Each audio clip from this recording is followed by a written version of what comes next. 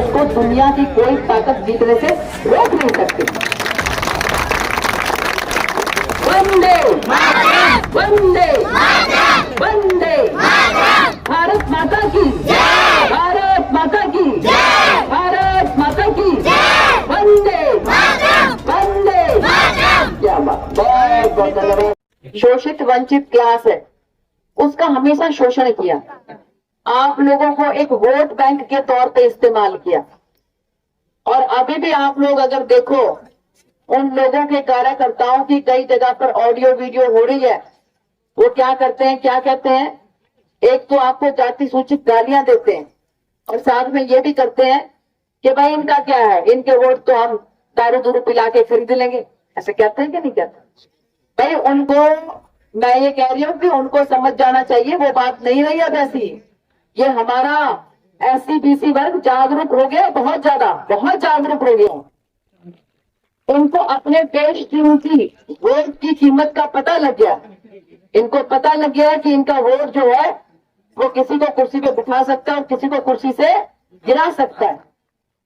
तो इसलिए, और ये बात बाबा साहब भीमराव अम्बेडकर ने भी कही थी कि पहले राजा जो है माँ के पेट से पैदा होते थे, लेकिन अब राजा जो है वो एक मतदाता के अंगूठे से पैदा होता है। भी अंगूठे से जिसपे निशान लगाएगा ना, वही राजा बनेगा।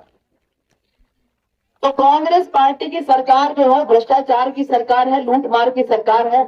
हमारी भारतीय जनता पार्टी की सरकार पिछले 10 वर्षों में माननीय प्रधानमंत्री नरेंद्र मोदी जी के नेतृत्व में काम कर रही है और आप लोगों ने तीसरी बार फिर से उनको प्रधानमंत्री बनाया। इस बात के लिए मैं आपको बहुत बहुत धन्यवाद करती हूँ।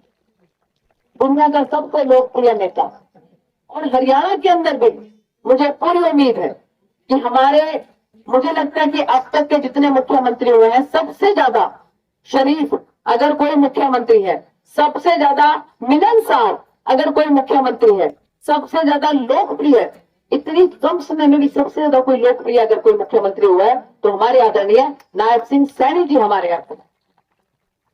आज जबरदस्त जो है माहौल जो है देखने को मिल रहा है और सभी गांव के दौरे में जबरदस्त उत्साह और जोश लोगों को देखने में मिल रहा है। और इतना अपार समर्थन, अपार जनसमूह को देखकर मैं आपको बता नहीं सकती, मेरे पास शब्द नहीं है कि मैं किस तरह से रतिया की जनता का धन्यवाद करूं। और रतिया की जनता की इस अपार प्यार को, आशीर्वाद को देखकर मेरा मन गदगद है।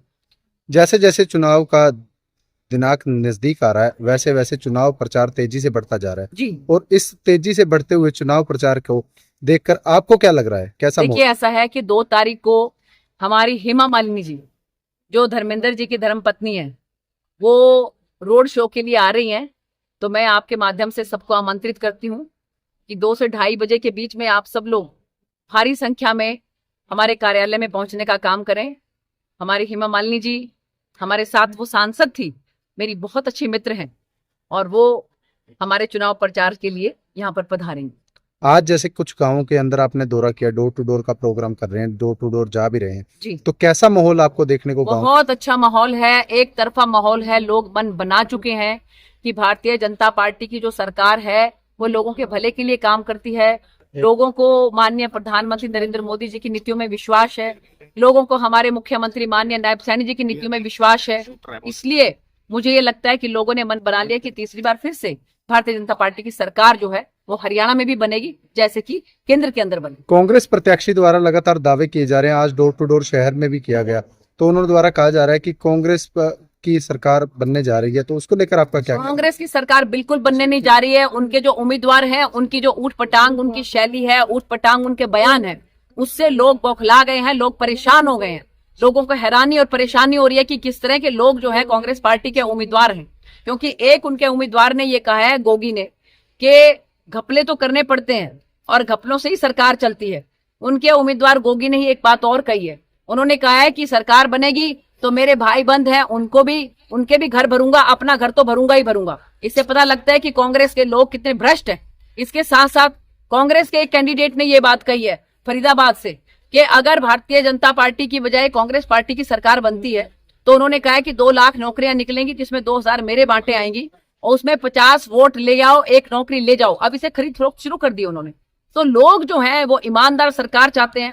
माननीय मुख्यमंत्री नायब सिंह सैनी जी जैसे सौम्य स्वभाव के, यशस्वी तेजस्वी, ओजस्वी मुख्यमंत्री लोग चाहते हैं। इसलिए मुझे पूरी उम्मीद है कि आने वाले समय में फिर से तीसरी बार हरियाणा के अंदर भी, जैसे ऊपर जो है डबल इंजन की सरकार लोग बनाना चाहते हैं, ऊपर माननीय प्रधानमंत्री नरेंद्र मोदी जी के नेतृत्व में सरकार है, नीचे भी नायब सिंह सैनी जी के नेतृत्व में भारतीय जनता पार्टी की सरकार तीसरी बार बने।